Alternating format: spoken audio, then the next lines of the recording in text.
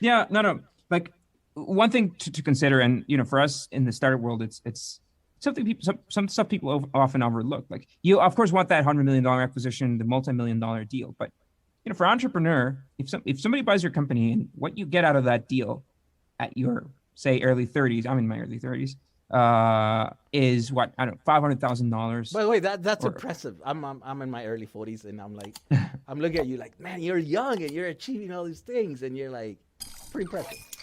I'm impressed. Yeah, I guess I started early, very early. very millennial sort of thing. But Yeah. yeah, like if you sell your company and what you get out of that deal is maybe $500,000, man, at in your early 30s, $500,000 is life-changing money. Is as quote unquote little as it sounds. It's enough money to buy a house. It's enough money to get out of debt. It's enough money to start your next company with an acquisition in your belt. So that people underestimate how big of a difference it is to just go debt-free, owning the place where you live in your early 30s. It's insane. It's insane.